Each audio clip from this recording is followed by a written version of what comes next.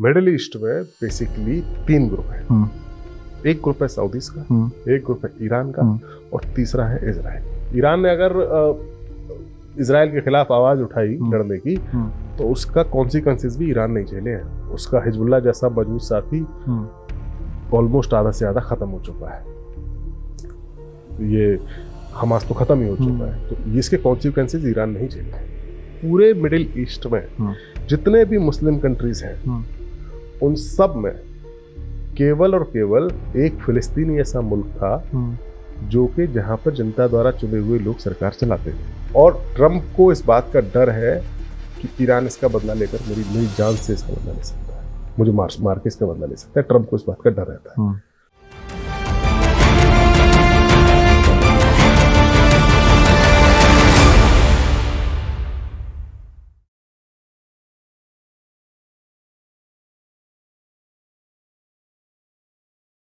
Hello and my name is Akash, और इस podcast में आपका बहुत बहुत स्वागत है। और बिल्कुल मित्र मंडली और दी बैट बॉल शो के बाद एक और पॉडकास्ट हम लेकर आ गए हैं। इसका नाम है बात दुनिया की। एक प्रोग्राम आता है, स्पेशल एक प्रोग्राम चलता है हमारे न्यूज नेशन में, डिजिटल में, यूट्यूब प्लेटफॉर्म पर, खबरें दुनिया की। और खबरें दुनिया कौन करते हैं? हमारे मेहमान जो कि आज हैं mister Sumit Dubey, senior journalist, और इंटरनेशनल जो न्यूज या अफेयर्स होते हैं उनको ये काफी ज्यादा करीब नजर से इसको देखते हैं और कवर करते हैं। और कभी भी हमारे न्यूज रूम में कुछ भी जानना होता है ना, तो हम इन्हीं के पास जाते हैं और इन्हीं से हम जानने की कोशिश करते हैं कि क्या चल रहा है। Thank you. तो सर बहुत बहुत वेलकम है आपका sir. Thank you Akash.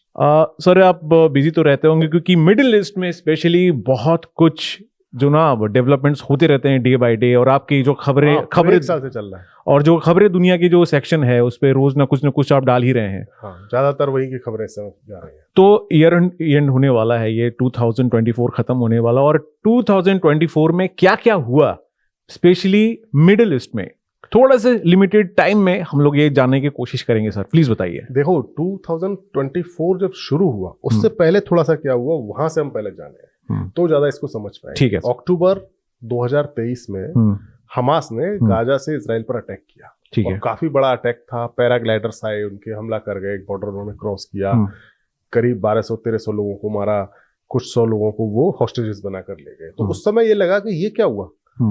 Israel जो इतना मजबूत था, जो गाजा पट्टी को चारों तरफ से इजराइल ने घेरा हुआ था, इजराइल की मर्जी के बिना कहते थे कि वहां परिंदा भी पर नहीं मार सकता, वहां से अचानक इतना बड़ा हमला हो गया और इतने बड़े पैमाने पर हमले की तैयारी की गई, हमला किया गया, और मोसाद जैसी एजेंसी को पता नहीं चला। तो बहुत बड़ा फेलियर था। लेकिन उस फेलियर को अगर हम छोड़ें थोड़ा सा और देखें कि उसके बाद जब 2024 शुरू हुआ, तो फिर इजराइल ने जब अपने एक्शन शुरू किया तो लगातार एक्शन करता रहा, लगातार उसने हमले किए। उसको गाजा में उसने कई सारे, ये ऐसी रिपोर्ट्स हैं कि बेगुनाह मारे गए, कई सारे मासूम बच्चे, अस्पताल, स्कूल, कुछ नहीं छोड़ा। जहां भी इजराइल को लगा कि यहाँ पर हमास का कोई भी बंदा हो सकता है, उसने उसको मार दिया। लेकिन जो सेकंड फेज शुरू हुआ, उसमें जब हिजबुल्लाह पर उसने अटैक किया, तो एक ना सीन आकाश बना हुआ था मिडिल ईस्ट में। एक तरह से स्टेलमेट था कि इजराइल का पड़ोसी था लेबनान में हिजबुल्लाह था।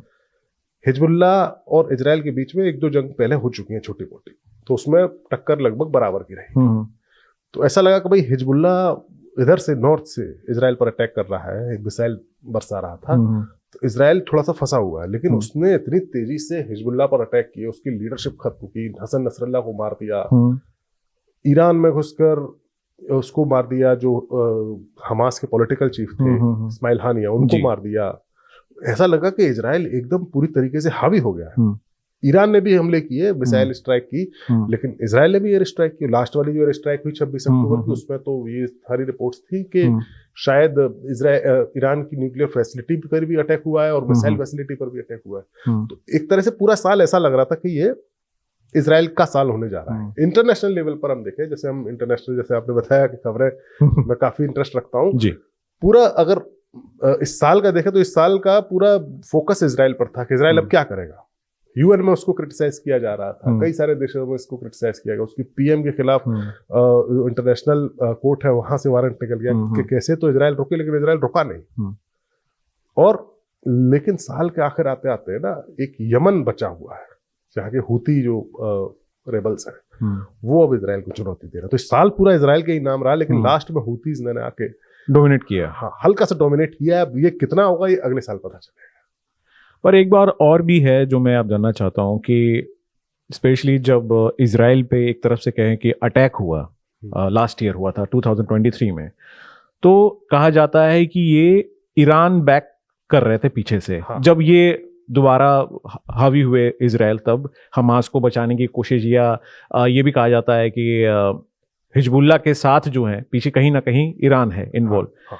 लेकिन अगर हम पहले देखें तो कहा जाता है मिडिल ईस्ट में अगर किसी की चलती थी तो वो सऊदी की चलती थी। तो क्या ये कॉन्फ्लिक्ट है दो कंट्रीज का, ये क्या इसमें कहेंगे हम? आप ना आकाश, और बहुत अच्छा सवाल तुमने पूछा, और थोड़ा आपको मिडिल ईस्ट को समझने में इससे मौका मिलेगा। जी। मिडिल ईस्ट में बेसिकली 3 ग्रुप है। एक ग्रुप है सऊदीज का, एक ग्रुप है ईरान का, और तीसरा है इजराइल। ओके, आप इसको ऐसे देखो। और ये शिया सुन्नी की लड़ाई है, ईरान और सऊदी के बीच की लड़ाई है, वो शिया सुन्नी की। ठीक है। जितने भी सुन्नी फेथ वाले हैं, मत को मानने वाले हैं, वो सऊदी उनका लीडर है। शिया फेथ को मानने वालों का लीडर ईरान। ईरान ऐसा नहीं था। 1979 में 79 में जो इस्लामिक रिवॉल्यूशन हुआ और अयातुल्लाह खुमैनी वहां पर उसके सुप्रीम लीडर बने, उसने सब कुछ बदल दिया। उससे पहले ईरान में जो सरकार थी, जो गवर्नमेंट थी वहां पर, जो उनके राजा थे, शासक थे, वो अमेरिका परस्त थे। ठीक है। जो उनकी आवाम को पसंद नहीं था। फिर ईरान को लगा कि भाई अमेरिका उसका दुश्मन हो गया, इजराइल तो दुश्मन था ही। इजराइल तो सारे मुस्लिम देशों का दुश्मन है ना, सब उसको दुश्मन मानते हैं। बेसिकली कुछ लोगों ने उससे कुछ डील्स कर लिए, समझौते कर लिए, लेकिन बेसिकली वो दुश्मन ही है सबका। सारे मुस्लिम कंट्री उस इलाके के उसको दुश्मन मानते हैं। तो ईरान ने अपनी सिक्योरिटी के लिए एक एक्सेस ऑफ रेजिस्टेंस बनाया। उसको पता था युद्ध होगा, मेरा साथ कोई नहीं देगा, तो उसने बहुत ज्यादा इन्वेस्ट किया। उसने हमास, हालांकि यहाँ एक थोड़ा सा कॉन्फ्लिक्ट है कि हमास जो है सुन्नी मुस्लिमों का संगठन है, हमास को उसने खड़ा किया। हमास तो पहले से था, हमास को ट्रेनिंग दी, पैसा दिया, हथियार दिए। हिजबुल्लाह उसने खड़ा किया। ये एक बहुत बड़ी ताकत थी हिजबुल्लाह। लेबनान आप देखोगे आकाश, तो ईरान इजराइल के उत्तर में छोटा सा देश है लेबनान, और उसके साउथ का एक हिस्सा है बेका वैली, वो पूरा शिया डोमिनेटिंग इलाका है, और वहां पे हिजबुल्लाह को खड़ा किया ईरान ने, पैसे से, हथियार से, ट्रेनिंग से बहुत मदद की। हिजबुल्लाह को आप क्रेडिट दे सकते हो कि लेबनान में इजराइल की फौज मौजूद थी, लेकिन हिजबुल्लाह ने जो रेजिस्टेंस किया, हिजबुल्लाह के साथ उनकी झड़पें हुई, लड़ाइयाँ हुई, तो 1980 के दशक में जब इजराइल पहुंचा था, उसके बाद उसको वहां से लेबनान से अपनी फोर्सेस वापस बुलानी पड़ी थी। And that was the first Arab victory over Israel. ये हिजबुल्लाह की तरफ से क्लेम किया गया था। पहली बार इजराइल पीछे हटा था, हिजबुल्लाह था। इधर उन्होंने यमन में जो शिया सुन्नी की लड़ाई चल रही है, वहां हूती जो है रेबल्स, उनको प्रमोट किया है। इराक में भी कई सारे ऐसे ग्रुप हैं, सिया मिलिशिया है, जिनको के ईरान पैसा देता है, मजबूत कर। तो ईरान ने ये एक्सेस ऑफ रेजिस्टेंस अपनी बनाई थी कि अगर कभी ऐसा सीन बनता है कि ईरान अमेरिका का युद्ध हो, ईरान इजराइल का डायरेक्ट युद्ध हो, तो फिर उसके साथ ये साथी हो जो इजराइल के बॉर्डर पर हो, चाहे हमास हो गाजा पट्टी का, या फिर हिजबुल्लाह हो लेबनान का, ये इजराइल पर प्रेशर डाल सके। पूरा खेल यहाँ पर ये था कि जो सऊदी वाला ग्रुप था मिडिल ईस्ट का, पश्चिम एशिया का, वो ग्रुप खामोश रहा। केवल जुबानी जमा खर्च उन्होंने किया। सऊदी की तरफ से स्टेटमेंट्स आए, यूएई की तरफ से स्टेटमेंट्स आए, कुवैत की तरफ से आए, इस तरीके के आए, लेकिन कुछ किया नहीं जमीन पर उन्होंने। जमीन पर जो काम किया वो किया ईरान और उसके साथियों ने, और उसका नतीजा भी उन्होंने भुगता है। हिजबुल्लाह ऑलमोस्ट तबाह हो चुका है, हमास तो पूरा तबाह हो चुका है, इजराइल, ईरान भी उसमें है, काफी ज्यादा प्रेशर में है। सीरिया में तो बशर अल असद की सरकार ही चली गई है, हालांकि वो एक अलग थोड़ा सा इशू था, उसको अलग डिस्कस करेंगे। और हूतियों पर भी अटैक हो रहा है, तो ईरान ने झेला भी है। ईरान ने अगर इजराइल के खिलाफ आवाज उठाई लड़ने की, तो उसका कॉन्सिक्वेंसेस भी ईरान नहीं झेले हैं। उसका हिजबुल्लाह जैसा मजबूत साथी ऑलमोस्ट आधा से ज्यादा खत्म हो चुका है, ये हमास तो खत्म ही हो चुका है, तो इसके कॉन्सिक्वेंसेस ईरान नहीं झेले। एक सवाल आता है, और ये स्पेशली जब हम आपस में दोस्त यारी जब बात करते हैं, तो हमेशा ये बात होती है कि इतने लोगों को अब हमास छोड़ सकता है, या डिमांड किया इजराइल ने कि सच में क्या ऐसा कोई है कि कुछ अभी भी उनके अंडर या उनके कैप्टिव हैं लोग, या बस अब एक कह सकते हैं कि उस नाम के आधार पर इजराइल आगे बढ़ रहा है? नहीं है, कैप्टिव है, करीब 200 हम्म। के आसपास लोग बताए जा रहे हैं। जो अटैक हुआ था ना 7 अक्टूबर को, उसमें जो लोग मारे गए और बहुत सारे कैप्टिव रखे गए, वो कैप्टिव रखना, उनको हॉस्टेजेस रखना, ये था कि आगे चल के आप एक बार्गेनिक चिप के तौर पर उनको यूज कर सकते हैं।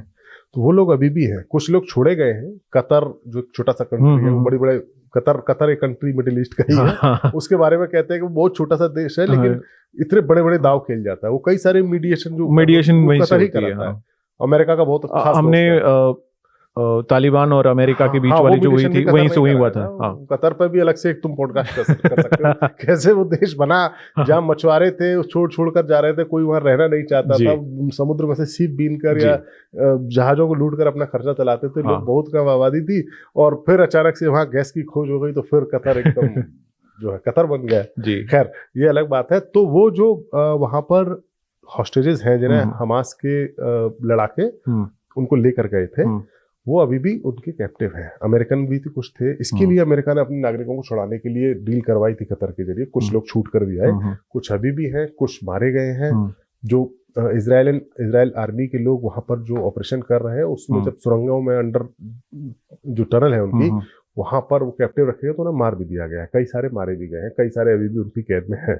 और अब कोई डील शायद होने वाली है। एक्चुअली क्या है ना कि डील हो क्यों नहीं रही है, जो वहां युद्ध विराम नहीं हो रहा है, वो क्यों नहीं हो रहा है, ये सबसे बड़ा अहम सवाल है। वो युद्ध विराम अगर गाजा में हो जाएगा तो सारी लड़ाई खत्म हो जाएगी मिडिल ईस्ट की, अभी की, पुरानी वाली नहीं। इजराइल चाहता है कि गाजा में अब दोबारा से हमास न पनप सके। गाजा पट्टी एक बहुत छोटी सी जगह है, और 3 तरफ से वो इजराइल से घिरी है। 2 तरफ जमीन से और एक तरफ समुद्र है, जो कि इजराइल के है ना। बस एक छोटा सा हिस्सा जो है उसका इजिप्ट से मिलता है। हमास को जो भी सप्लाई होती है हथियारों की या ट्रेनिंग होती है, वो चारों तरफ से घिरा हुआ है। इसको ओपन जेल बोला जाता है, चारों घेर कर रखा है उसको इजराइल है। लेकिन वो जो छोटा सा रास्ता है, राफा बॉर्डर जो इजिप्ट के साथ मिलता है, वहां टनल ऐसी बनी हुई है जिससे कि उनको सप्लाई होती है। इजराइल चाहता है कि उस राफा बॉर्डर को गार्ड करने के लिए हमारे फौजी वहां मौजूद रहे, ताकि दोबारा से हमास को खाद पानी देने का सारा इंतजाम जो है बंद कर दिया जाए और गाजा पूरी तरीके से हमारी मुट्ठी में आ जाए। ये कोशिश है इजराइल की, वो यही शर्त है जिसको हमास कबूल नहीं कर रहा है। इसीलिए वहां पर युद्ध विराम की डील नहीं हो पा रही है। अमेरिका बहुत कोशिश कर रहा है, बाइडेन ने काफी कोशिश की कि शायद ये डील हो जाए, लेकिन डील हुई नहीं। बाइडेन का तो जाने का टाइम आ गया, अब तो ट्रंप आ रहे हैं 20 तारीख को, फिर तो क्या ही होगा पता नहीं, कह सकते।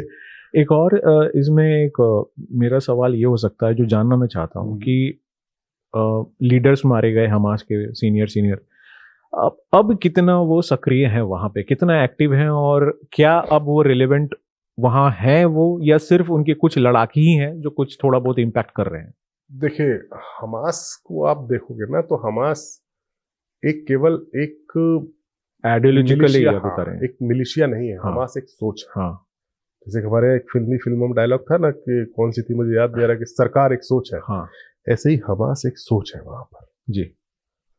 हमास फिलिस्तीन के 2 हिस्से हैं, वेस्ट बैंक और गाजा पट्टी। वेस्ट बैंक में यासर अराफात वाला था। हाँ, और गाजा पट्टी में भी यासर अराफात के लोग थे, लेकिन बाद में हमास जो थोड़ा ज्यादा कट्टर आइडियोलॉजी वाले थे, वो लोगों ने मैं नाम भूल रहा हूँ, यासर अराफात एक संगठन को वो लीड करते थे, पीएलओ। हाँ, तो पीएलओ का आपको इन्फ्लुएंस वहां नहीं है? पीएलओ का इन्फ्लुएंस है। पीएलओ का बेसिकली हम वेस्ट अब्बास जो है, वो है वेस्ट बैंक में, वो वहां पर सत्ता चला रहे। इसकी जो अथॉरिटी थी, जो इलेक्शन के जरिए आपको जानकर आश्चर्य होगा आकाश, के पूरे मिडिल ईस्ट में जितने भी मुस्लिम कंट्रीज हैं, उन सब में केवल और केवल एक फिलिस्तीनी ऐसा मुल्क था जो कि जहां पर जनता द्वारा चुने हुए लोग सरकार चलाते थे। एक अब इराक में चुनाव होने लगे हैं अमेरिका के छोड़ने के बाद। तो गाजा पट्टी में जो अथॉरिटी चला रही थी, वो हमास धीमे धीमे पॉपुलर हुआ और हमास ने ही इलेक्शन में वहां पर जीत हासिल की। तो अब हमास को आप कह रहे हैं, हाँ उनके लीडर मारे गए, उनके जो इस्माइल हानिया जो पॉलिटिकल लीडर थे, इनको मारा। जो उनके जो सशस्त्र बलों के लीडर थे, या सिलवार, उनको आपने मार दिया। और भी एक मोहम्मद दीफ थे, उनको मार दिया। कई सारे लोग मारे गए हैं, लीडरशिप मारी गई, लड़ाके भी मारे गए हैं। लेकिन वहां के लोगों के मन में जो हमास को लेके एक सोच है, वो खत्म नहीं हुई है।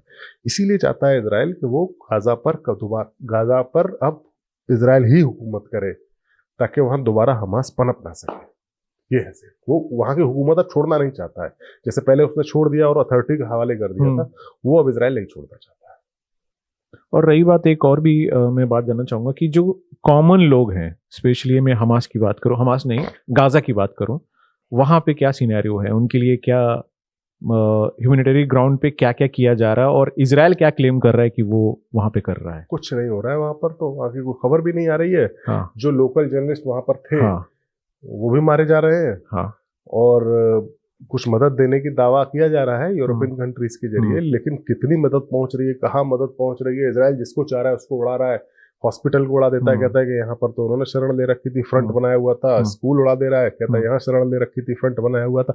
कुछ पता ही नहीं चल रहा है गाजा में क्या है। और गाजा की स्थिति ऑलरेडी इस युद्ध के शुरू होने से पहले ही उसको एक ओपन जेल बोला जाता था। कई सारी डॉक्यूमेंट्रीज बनी है जो नेटफ्लिक्स वगैरह पर आप देख लेंगे कि गाजा में रहने का मतलब क्या है। आप चारों तरफ से कटीली बाढ़ से घिरे हुए, आप क्या उगाओगे अपने खेतों में, आप क्या खाओगे, सब इजराइल डिसाइड करता है वहां पर। ऐसे ही नहीं हमास के लड़ाके खड़े हुए मतलब उनके। आप देखो आकाश, इस पूरे कन्वर्सेशन का हम लोग जो कर रहे हैं, इसका एक सबसे मूल बात जो छूटी हुई है, वो शॉर्ट में अगर मैं समझाऊं कि फिलिस्तीन और इजराइल की लड़ाई आखिरकार है क्या और क्यों ये खत्म नहीं हो रहा। दुनिया के कई सारे विवाद जो सेकेंड वर्ल्ड वॉर के बाद शुरू हुए थे, वो धीमे धीमे धीमे करते वक्त के साथ साथ खत्म होते चले गए। दुश्मन दोस्त बन गए। चीन और अमेरिका दुश्मन हुआ करते थे, दोस्त हो गए, फिर दुश्मन होने जा रहे हैं। सोवियत संघ टूट गया, इतना बड़ा था, यूक्रेन उसका हिस्सा था, आज यूक्रेन रूस से लड़ रहा है। कितनी चीजें बदल गई, लेकिन एक चीज जो नहीं बदली वो है फिलिस्तीन और इजराइल का मसला। सही कह रहे हैं, है ना? हाँ, सही। क्यों? हाँ। क्योंकि इसके बेस में ही गड़बड़ी है। इजराइल कोई देश था ही नहीं। राइट। इजराइल देश बना दिया गया फिलिस्तीन की जमीन पर। जी। तो लड़ाई होगी। और जैसे कि आप जानते हो कि जो औपनिवेशिक काल था और इस दुनिया की ज्यादातर समस्याओं के जनक जो है ब्रिटिश सरकार है। जी। यहाँ की जनक भी वही है, ब्रिटिशर्स ही। जी। फिलिस्तीन एक अच्छा खासा मुल्क था, लोग वहां रहते थे, गरीब थे, क्योंकि वहां पर बाकी जगह तेल है। उनका दुर्भाग्य है कि वहां तेल नहीं है। उनके आसपास इधर तेल है, उधर तेल है, लेकिन उस जगह पर तेल नहीं था। जी। है ना? तो वहां पर वो अच्छे खासे लोग रहते थे। कभी किसी जमाने में यहूदियों के पूर्वजों के लिए वो प्रोमिस्ड लैंड था, उनके पूजा स्थल थे। वो कई 100 साल पहले वहां से भगा दिए गए थे। और उनको भगाने में मुस्लिम का कोई रोल नहीं था, क्योंकि मुस्लिम धर्म तब तक आया ही नहीं था। उनको क्रिश्चियंस ने भगाया था वहां से, रोमन्स ने भगाया था वहां से। उनको भगा दिया गया। वो दुनिया के अलग अलग हिस्सों में फैल गए। अब यहूदी लोग काफी मेहनतकश और काफी बुद्धिमान होते हैं, ऐसा माना जाता है। तो जब अलग अलग जगह यूरोप में स्पेशली वो गए, तो यूरोप में उनके खिलाफ एक माइंडसेट लोगों का बना। तो बना तो वो लोग उनके खिलाफ अत्याचार हुए। होलोकास्ट जैसे नाम। होलोकास्ट तो जर्मनी, वो तो अति थी, मतलब वो तो मानवता के खिलाफ एक बहुत बड़ा अपराध था। लेकिन उससे पहले भी पूर्वी यूरोप में स्पेशली यहूदियों के खिलाफ काफी ज्यादा आंदोलन हुए, उनके खिलाफ हिंसक लड़ाइयां भी हुई। तो हुआ कि भाई अब कहाँ जाए, तो कुछ इनमें पैसे वाले लोग थे, तो उन्होंने वहां फिलिस्तीन में उसी मुल्क में गए जहां पर उनके पूर्वज कभी रहते थे। वहां उन्होंने फैक्ट्रीज लगाना शुरू कर दिया, कॉलोनीज बसाना शुरू कर दिया। वो जो अरब लोग थे, गरीब लोग थे, उनको उन्होंने रोजगार थोड़ा बहुत देना चालू कर दिया। और वहां जाके धीमे धीमे बसने लगे। वो जो इलाका पूरा था, जो ऑटोमन एम्पायर था, जी, तुर्की का साम्राज्य, ये पूरा इलाका उसी के इन्फ्लुएंस में था। फिलिस्तीन, इराक, सीरिया, ये पूरा, यमन भी मेरे ख्याल से नहीं, यमन तब नहीं था, नीचे था वो, टर्की वाले में एरिया में ऊपर वाला इलाका था, मिडिल ईस्ट का, पश्चिम एशिया का। ये उसके प्रभाव में था। जब पहला विश्व युद्ध हुआ 1918 में, जब हारा ऑटोमन एम्पायर 1819 में, तो उसके बाद ये इलाका ब्रिटिश और फ्रेंच के इन्फ्लुएंस में आ गया। जब उनके इन्फ्लुएंस में आ गया तो उन्होंने एक तरीके से सारे दरवाजे खोल दिए और दुनिया भर के यहूदी, ज्यूज वहां जाकर फिलिस्तीन में जाकर बसने लगे, अपनी कॉलोनीज बनाने लगे। और ये हो रहा था उधर सेकेंड वर्ल्ड वॉर से पहले की बात है ये। और वहां पर ज्यूज के खिलाफ जर्मनी में हिटलर के अत्याचार शुरू हो रहे थे। वहां से भी कई सारे ज्यूज ने पलायन किया, कई सारे अमेरिका में गए, लेकिन वहां बसना शुरू कर दिया था। तब तक एक बेल्फोर डिक्लेरेशन हुआ था। बिल्कुल। हाँ, उसमें जो ब्रिटिश एक फॉरेन सेक्रेटरी थे, उन्होंने कहा था कि हाँ, हम फिलिस्तीनियों को उनका एक राज्य देंगे और संभवतः फिलिस्तीन इजरायली और यहूदियों को राज्य देंगे और वो फिलिस्तीन ही होगा। हाँ। ऐसा शायद हुआ, एग्जैक्टली वर्ड याद नहीं आ रहा है। हाँ। वही जड़ है इस पूरे लड़ाई। आपने कह दिया कि आप दूसरे फिलिस्तीन में आप यहूदियों का देश बना देंगे, कैसे बना देंगे भाई? सही। क्यों बनाएंगे आप? वहां तो अरब लोग रह रहे हैं, लेकिन बना देंगे क्योंकि उनकी चल रही थी, ताकत थी, बना दिया। सेकेंड वर्ल्ड वॉर जब खत्म हुआ, बस खत्म कर रहा हूँ, सेकेंड वर्ल्ड वॉर जब खत्म हुआ तो उस समय, उस वर्ल्ड वॉर के बाद पूरी दुनिया की सहानुभूति ज्यूज या यहूदियों को लेकर थी, बहुत ज्यादा सहानुभूति। ये होलोकास्ट हो चुका था। तो हुआ कभी इनका देश बनाया जाए तो ज्यादातर लोगों ने विरोध नहीं किया, कभी इनको भी एक देश चाहिए, है ना, इनको भी देश चाहिए। तो 1948 में एक डिक्लेरेशन यूएन में पास हुआ और उसको बांटा गया फिलिस्तीन को, कि अलग अलग तरीके से जहां जिनकी आबादी थी वैसे बांटा गया, और फिलिस्तीन भी, मुल्क के भीतर एक फिलिस्तीन भी बना और एक इजराइल भी बना। लेकिन जो उसके इजराइल के चारों तरफ जो उसके पड़ोसी मुस्लिम मुल्क थे ना, इजिप्ट था, जॉर्डन था, सीरिया था, हमला बोल दिया, उन्होंने एक्सेप्ट नहीं किया, उन्होंने हमला बोल दिया और पहला अरब इजरायली युद्ध शुरू हो गया, जिसको इजराइल जीत गया। उसने और ज्यादा जमीन कब्जा कर ली, यरूशलेम उसके कब्जे में आ गया। फिर उन्होंने दूसरा युद्ध किया 7 डेज वॉर का। और अब हम मैप आप देखते हैं कि ऐसा है, धीरे धीरे वो, हाँ मैप में तुम देखोगे तो धीमे धीमे जो फिलिस्तीन, जो यूएन ने 48 में बना कर दिया था, वो अपने आप में वो भी एक अन्याय था। लेकिन उसके बावजूद भी चलो ठीक है, इतनी जमीन आपने अरबों को दी और इतनी जमीन आपने यहूदियों को दी, इंटरनेशनल जो पंचायत थी जी वहां। लेकिन जो युद्ध हुए, उन युद्ध में इजराइल जीतता चला गया और उन जमीनों को भी कब्जा करता चला गया। इसलिए हम लोग आज भी देखते हैं तो और जो 3 पड़ोसी थे उनमें से इजिप्ट ने तो समझौता कर लिया इजराइल के साथ, और ये जो अभी जिमी कार्टर अभी जिनका देहांत हुआ है, इन्होंने वो समझौता कराया था 78-79 में शायद। कोई वहां पे कोई कनाल भी है क्या, जिसकी वजह से भी काफी वो तो स्वेज नहर है, हाँ। वो तो लड़ाई हुई थी उधर ब्रिटिश के साथ, वो अलग मसला है जी। जिमी कार्टर ने समझौता कराया था इजिप्ट और इजराइल के बीच में, दोनों दोस्त हो गए। अमेरिका ने समझौता करा दिया जॉर्डन और इजराइल के बीच, जॉर्डन हो गया, बचा केवल सीरिया। सीरिया अपने में, सीरिया पर तो कभी किसी दिन और दिन पॉडकास्ट में बात करना, पूरी सीरिया के केस पे। तो कुल मिलाकर चीज ऐसी फंसी हुई है कि इसका कोई निदान है नहीं। निदान इजराइल चाहता है कि फिलिस्तीनियों को, सारे फिलिस्तीनियों को निकाल के वहां से इजिप्ट में बसा दो और पूरा इजराइल हमारा हो जाए। फिलिस्तीनी कहते हैं भाई जमीन तो हमारे पूर्वजों की है, आप कैसे आगे बस गए? वो कहते हैं कि नहीं, हमारे तो बहुत पुराने पूर्वज जो थे, सैकड़ों साल, हजारों साल पहले वो रहते थे यार, इसलिए जमीन हमारी है। ये पूरी लड़ाई ऐसी, इसीलिए मसला हल नहीं हो पा रहा है। प्लस ये भी है कि बहुत सारे जब हम डॉक्यूमेंट्रीज देखते हैं तो जो फिलिस्तीन के लोग हैं वो सेटलर्स कहते हैं इनको, जो इजराइल, सेटलर्स हैं, और सेटलर्स बिल्कुल सेटलर्स। और बॉर्डर, मतलब कुछ ऐसी भी एरियाज हैं कि सिक्योरिटी गेट नंबर 1, 2, फिर बीच में एक मीना बाजार भी वहाँ पे आता है। वो सारे वीडियोस देखें तो वहाँ पे वो बार्स वगैरह भी लगाए हुए हैं और परमिशन लेके उनको क्रॉस करके जाना पड़ता है इजराइल से। तो एक तो वहाँ है। प्लस मैं ये भी जानना चाहूँगा कि अब ये सारी लड़ाई हो गई है ऑलमोस्ट 2025, क्या सीन लग रहा है कि अब क्या कोई नई कंट्री भी इसमें ज्वाइन करेगी, या फिर आपको क्या लग रहा है कि बस मामला धीरे धीरे ठंडा होगा, क्योंकि अब उधर अमेरिका में ट्रंप भी आ रहे हैं? ये देखिए, ये 2025 ना आर या पार वाला साल है।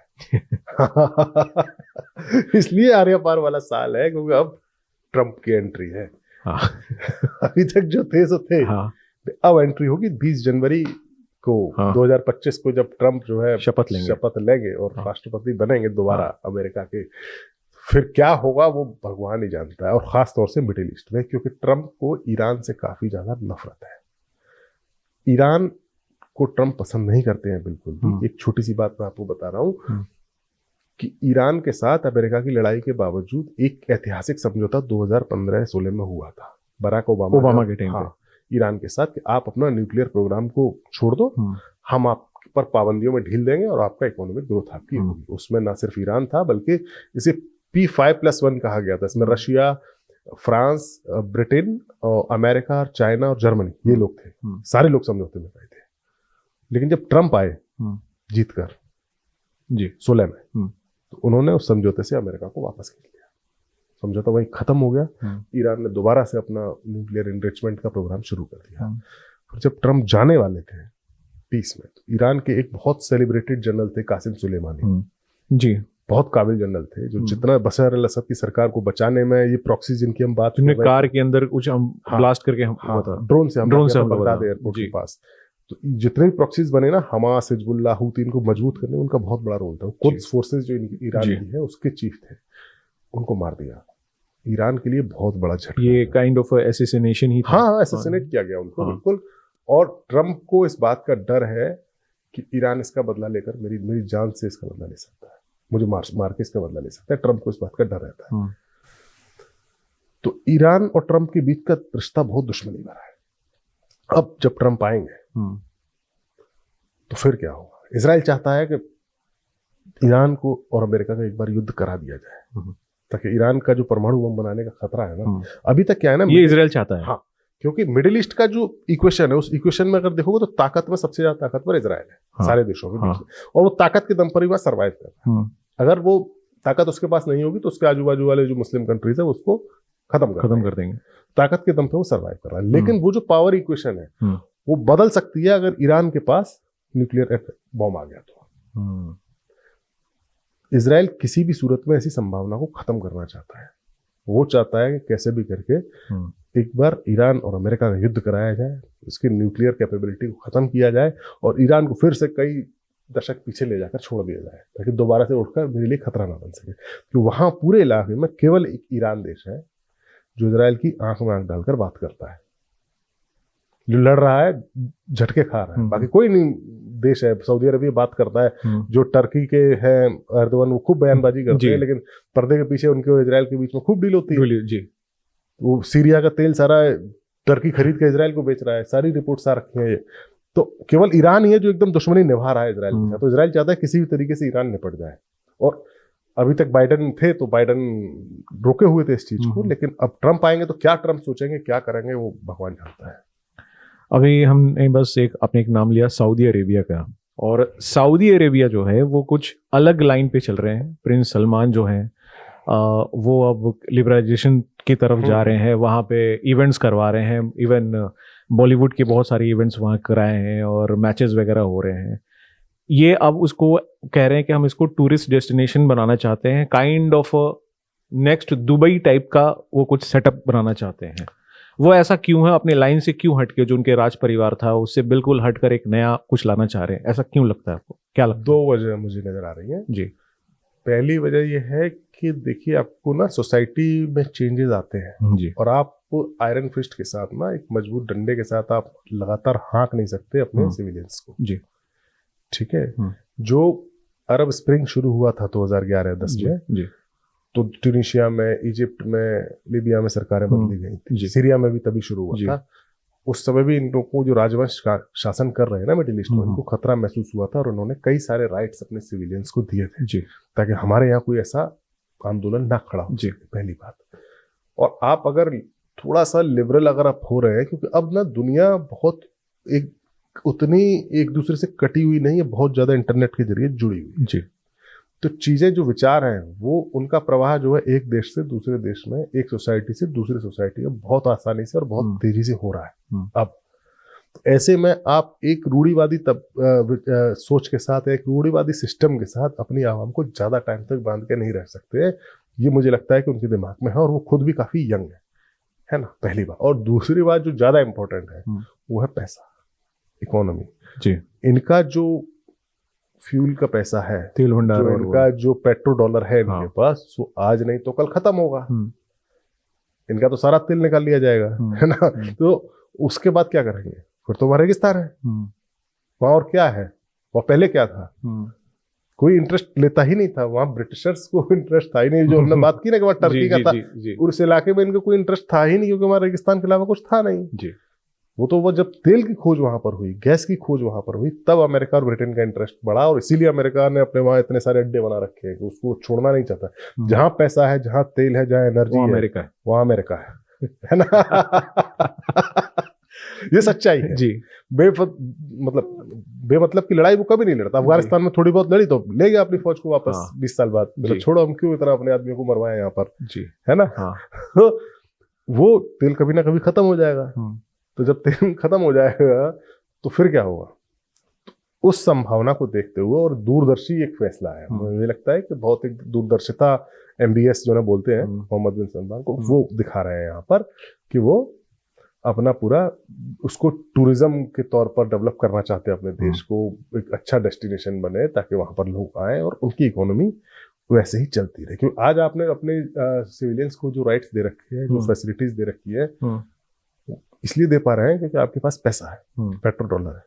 पैसा नहीं रहेगा तो आप कैसे देंगे जी। तो वो सब उस व्यवस्था के मद्देनजर ही सब किया जा रहा है, उस सोच के साथ। और वो अच्छी सोच है, मुझे लगता है काफी दूरदर्शिता वो दिखा रहा है। तो आई थिंक बहुत बहुत थैंक यू आज के आपके इम्पोर्टेंट टाइम के लिए, क्योंकि आप बिजी रहते हैं। तो आज के लिए इतना ही। कुछ मैसेज अगर आप देना चाहें, अगर खबरें दुनिया की आप शो करते हैं उसके बारे में, कुछ कॉल टू एक्शन अगर आप देना चाहें कैमरा को देखते हुए तो। हाँ, मैं ये मैसेज क्या मैं रिक्वेस्ट करना चाहता हूँ कि आप हमारा देखिए शो, और मैं कोशिश करता हूँ कि इस शो में हम एक डेप्थ एनालिसिस करते हैं किसी भी एक टॉपिक पर कि क्या हो रहा है और ये क्यों हो रहा है और कैसे हो रहा है और आगे क्या हो सकता है, उसके बारे फैक्ट्स उसमें देते हैं। आप देखिए, अगर आपको इंटरनेशनल खबरों में अगर इंटरेस्ट है, दिलचस्पी है, तो आप हमारा शो देख सकते हैं। तो बहुत बहुत थैंक यू सर एक बार फिर से। एंड व्यूवर्स, हमारे दर्शक, बहुत बहुत शुक्रिया देखने के लिए।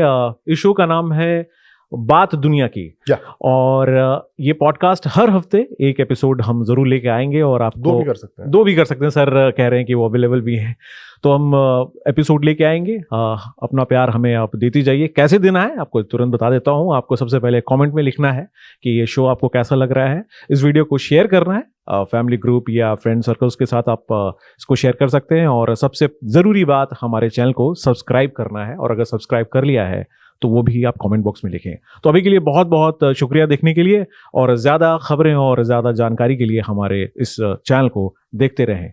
न्यूज नेशन अब व्हाट्सएप पर खबरों के ताजा अपडेट के लिए न्यूज नेशन के इस QR कोड को स्कैन करें।